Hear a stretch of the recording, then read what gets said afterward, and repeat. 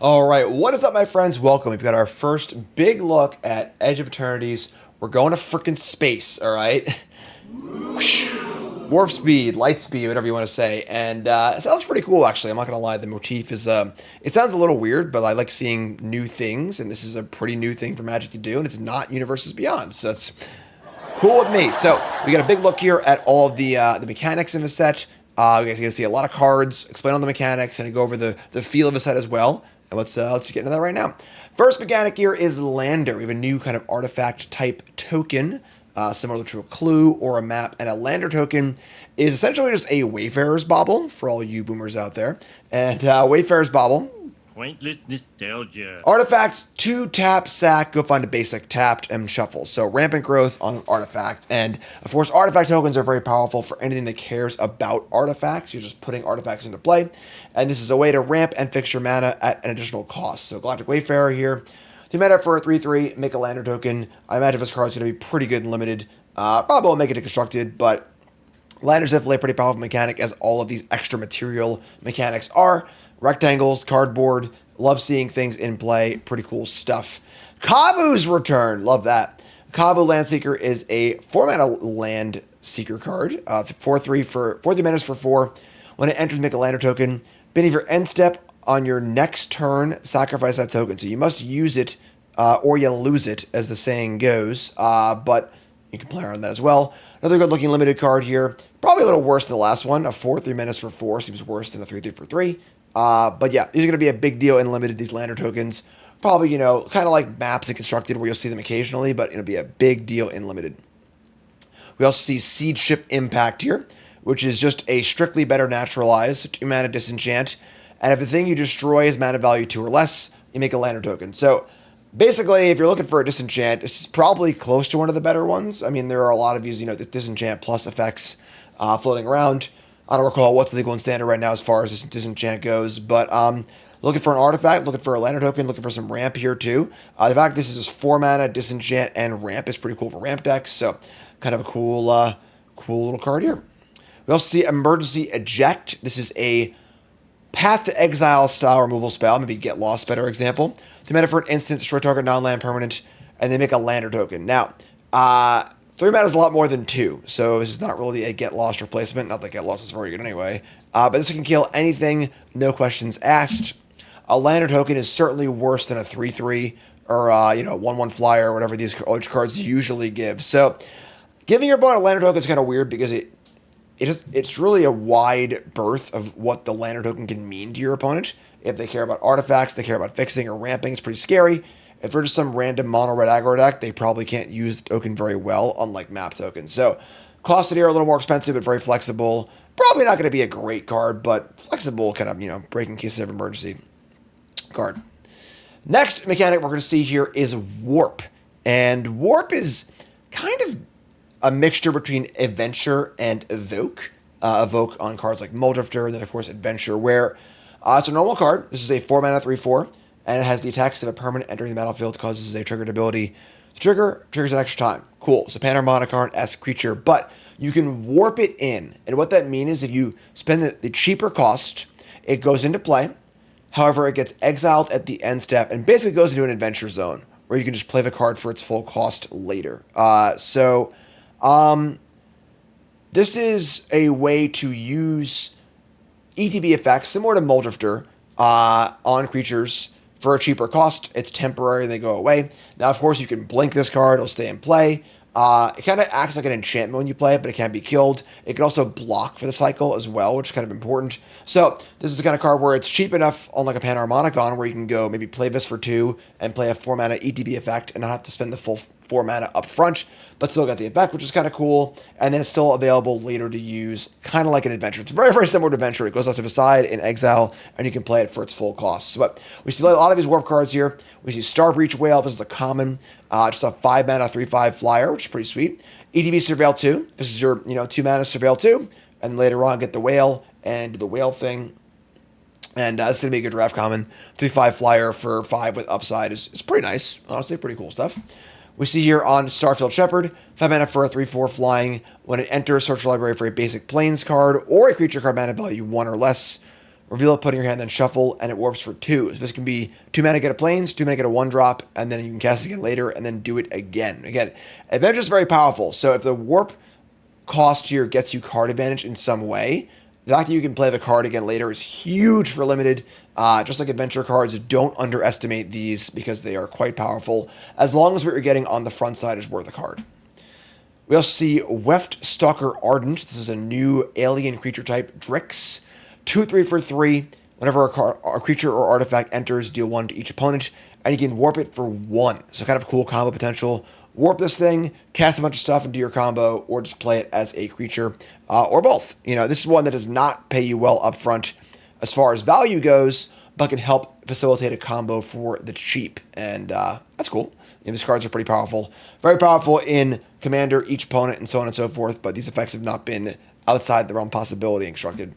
We see Timeline Color, a really cool like Bloodghast variant. Black haste for a 2/2. It can block, which is interesting.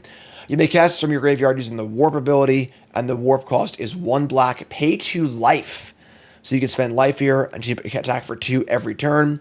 ETB triggers, sack triggers, really cool card. Like this card a lot. Surprised it's not a rare, honestly. This card feels very rare-esque, very Bloodghast-esque, but 2 life is a lot, but pretty powerful card. Good against control decks and good in sacrifice decks, and just a really fun thing to think about. Social engineering. God, man. You're saying it wrong. Sorry. 5 enchantments, has landfall, make a 2/2 robot, has warp 2. So, kind of cool, right? You can, on turn 3, say, you can warp this thing in, play an Evolving Wilds, get 2 tokens, and then just ask it for the full cost later on. So, and you see this, Chocobo Raceway effect of, 5 mana makes them 2/2s for landfall. Landfall is a theme in the set, plays well with those landfall tokens. And landfalls, I think it's already kind of exists in standard as well. There's Faithful Passage and Friends. So, kind of a cool one. Kind of interesting design. These cards often have the problem of costing so much mana up front. So putting the warp on there to buy some time is pretty cool. We also see Bygone Colossus, which is the this is the combo card. 9 mana, 9/9, no abilities, but has warp for 3. So you can use this to warp in, and you can sacrifice it to some other effect, or use an ETB ability, or maybe give it haste, or maybe use it to crew or station. More on that later. Pretty fun card, pretty fun build around, where there's clearly more than the sum of its parts happening here. Next mechanic is Void, and Void is very, very similar to Revolt, the mechanic which cares about permanents leaving your battlefield. So, of course, Revolt, Fatal Push, the most famous Revolt card, but Revolt was a huge mechanic in Aether Revolt, and this kind of cleans up Revolt, where Revolt was pretty busted because of fetch lands. So Revolt cared about any card or any permanent you control leaving the battlefield. This cares about only non-land permanents, but also counts for warps. So warps don't, I guess warps leave the battlefield, right? So if a spell is warp this turn, but if you warp a spell this turn, it's just on automatically. And so we have a little bit more work to do here. Can't sack that fetch land for this, but a powerful effect, going to cost it as such. We get Disfigure here at sorcery speed, -2/-2. But if you voided, -10, -10 will kill almost anything. So kind of a cool Fatal Push variant. Being a sorcerer is kind of rough, though. We see Decode Transmissions, the usual 3 mana sorcery, draw 2, lose 2. But the Void says if you voided, you don't lose 2 and your opponent loses 2. So more of a limited card, but pretty cool. And then we see Void Forged Titan. 5 mana for a 5/4. Void, end step, lose a card, lose a life, and draw a card. So it's going to be a really good limited card. Void's primarily situated in black and red. Going to be a cool limited mechanic. Without the fetch land aspect of it, Revolt/Void gets a lot worse and constructed. More of a tool for sacrifice decks and things of that nature. But if your deck inherently has cards that will go to the graveyard, and then you can use the front side effect to decent value, these can be pretty cool, but feels more like a limited mechanic. Next mechanic here is Station, which is sort of like a mega crew. So you see the Surmia here, new card type, Spacecraft. These are cards that the ETB, they do something, and they have a station ability, which is tap another creature you control and put charge counters equal to the power of that creature on this spacecraft or planet. And only a sorcery speed. And then once you hit the threshold here, so we see for the Surmia, it is 7 or more, it becomes a creature. So this is a flying, other tapped legends you control of indestructible. And then when it enters, you can search for library for a legend. So these are kind of like spells up front that can become creatures later at a pretty high cost. Tapping 7 power worth of things at sorcery speed is a pretty big ask. Again, another way to use your Bygone Colossus, which is pretty cool. So, but yeah, this is, you got to evaluate these on their front side, I think, where is 3 mana for a tutor okay enough, or we can get this effect later. We'll see much cheaper to crew spaceships in the set at common. Going to be a big limit card for limited. There are, of course, artifacts as well. So going to be a big mechanic in the set. This one's a little clunky, but we'll see. Then we're also going to see 5 mythic planets. Planets. That's right, land planets. 1 for each color, and these are not legendary. And this is the black one here. It's the Lamb enters tapped, taps for black, has station. And if you get to 12 or more, 12, that is a lot. He turns on an extra ability.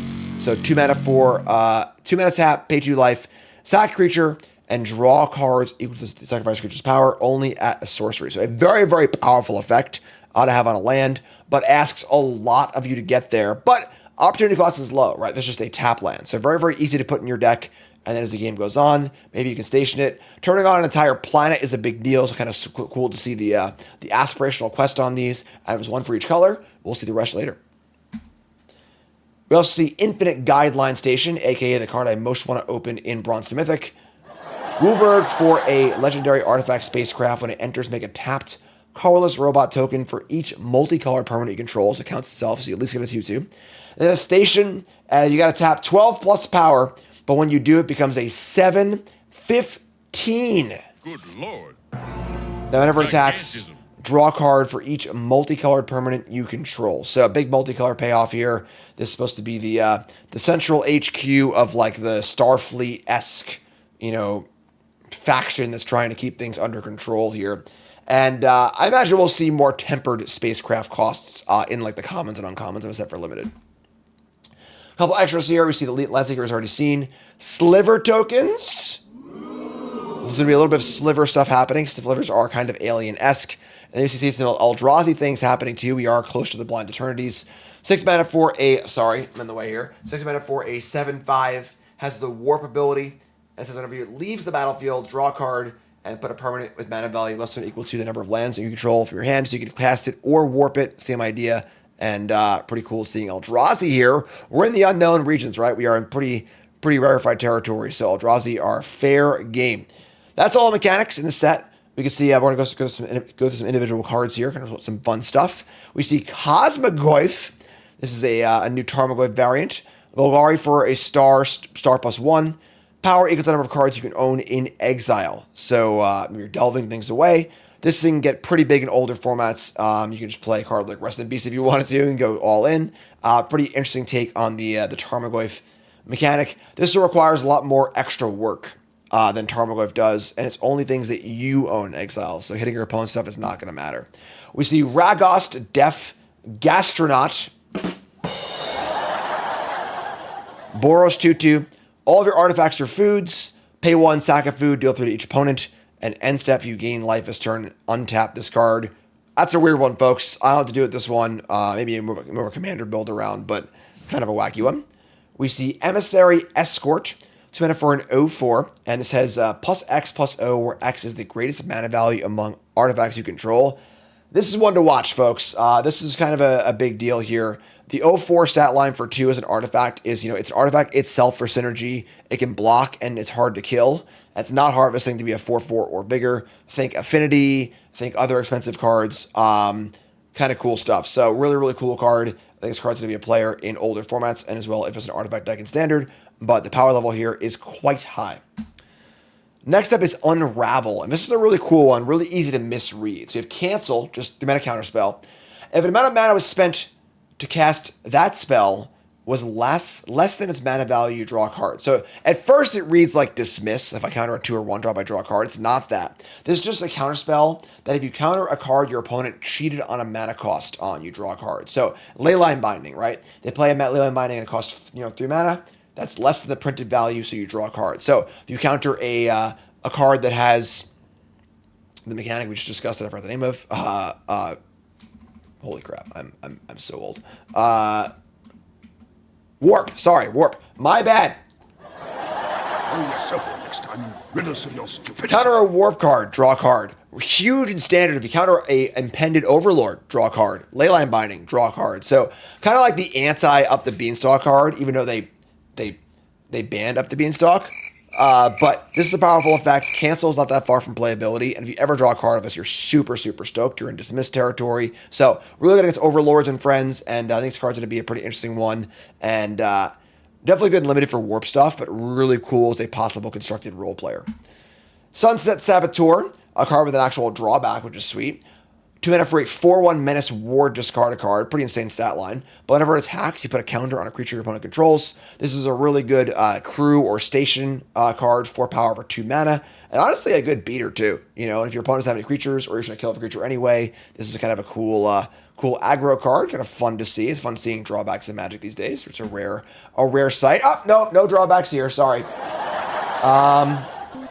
Just a keyword soup. Frenzy Bailoff. No drawbacks, just all upside. Green for a 3/2. Trample haste. Can't be countered. Creature spells can't be countered. Combat damage can't be prevented. Just good stompy beater. 3/2 haste. 3/2 trample haste for 2. Which is already a good stat line.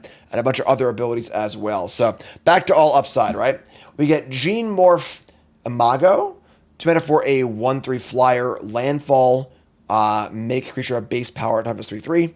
6 or more lands. 6/6. Gonna be a cool limited card. I imagine this is a signpost. It's a rare, but gonna be a cool limited card for like landfall-y stuff. Base power and toughness works really well with possible summon counters, and the 1/3 flying body for 2 is kind of cool. Kind of a fun build around landfall stuff in the set. We see Singularity Rupture, which is a pretty weird card.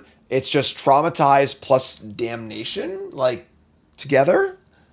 You know, I just do things. Sure. Kind of weird because it's also a 6 mana card. So 6 mana for Traumatize or Damnation is not very exciting. So feels more like a commandery card, just too clunky for constructed. I don't know. We'll see. Could be a thing. You know, blue-black run you out of cards is not a crazy thing to do in standard. So could be a thing. Cool art. We see Sir Vondam the Lucent. This is a signpost uncommon for Orzhov in Limited. 5 mana for a 4/4 Death Touch lifelink and ETBs or attacks. Creatures you control must also on Death Touch on the turn. Speaks to kind of a go wide archetype in Limited. We got Virulent Silencer. 1 poison card in this set. Whenever a non-token artifact you control, combat damage to apply, they get 2 poison counters. So kind of a fun aspirational build around in Limited, which is pretty fun. And that'd be kind of a combo kill card if you just have 5, Thopter tokens in play, you kill your opponent immediately. Kind of just a weird, alien virus kind of thing. Sure, that's cool. We see here the End Stone. 7 mana for an artifact. Play a land or cast a spell, draw a card. Pretty busted line of text. However, end step, your life total halves. So 7 mana for an artifact. Going to be probably a pretty silly card, in Inker formats, in Commander, where you play this card, you'll probably win the game on the spot. But 7 mana is a lot. So kind of a weird one. Kind of just another one of those ultimate, Omniscience cards. It's, never going to do anything fun. Or fun for anyone else. It's going to be broken or do nothing. But yeah, and then honestly, maybe a limit if this card's playable. You just cast it and do the thing. But yeah, pretty wild one, the End Stone. And then we see some cool lands, right? So we're in space here. These are the full art basics. Gotta say, these are pretty cool art on these. I'm not a big fan of full art basics, but the art is pretty awesome on these. I believe the idea of the set is there's 1 planet for each color, and then other planets as well. We see, as I already mentioned in the other preview thing, the shock lands are back. Only 5 of them, which is a little annoying. So unbalanced land bases for standard, which is kind of frustrating actually. But shocklands are great for standard, and a big deal. Also a big deal for verges. The verges caring about land types and the shocklands having land types is huge for standard. So hopefully the cycle completes sooner rather than later. Here's some more art treatments of those. Kind of cool actually. Again, I don't like alternate art stuff, but conceptually like the idea of looking from your spaceship into each land is kind of cool, but yeah, it's cool, whatever.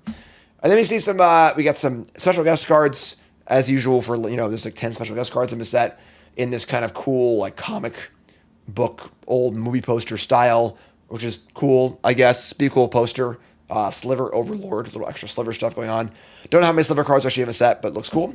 And then we have our bonus sheet, which is going to be all lands, and there's going to be only rares and mythics, so a little less impactful for limited than usual, but going to be really cool and limited. and just pretty fun overall. Also, adding these cards to Historic is a big deal. We see Blinkbond Nexus already in Historic, but a fun limited card. Eldrazi Temple is a huge one. That's now coming to Historic and Timeless. That's a big, big deal for you Historic and Timeless players on Arena. Big, big deal. We got Mutavault, we've already seen, which is kind of cool. Also coming to Arena. It's not Arena yet, right? And like Thespian Stage, and so on and so forth. So cool lands, fun for limited, and also cool for Arena. And there's some more Gemstone Caverns, High Market, Celestial Colonnade, Mana Confluence, Nesting Grounds, and more. So that's it. That's our first really big look at the set and all the mechanics. I'm excited for the set. I'm not going to lie. The motif is weird, but I'm really, really into seeing Magic do new, interesting things that are in the Magic IP rather than Universes Beyond or Kellen wears a cowboy hat. So I'm excited about the set. Looks really, really cool. Coming out real soon. As always, the usual 10 new brews, Bronze to Mythic. My set review will all be happening, so look for those. Like, comment, subscribe, support the content. I love you all, and I'll see you soon.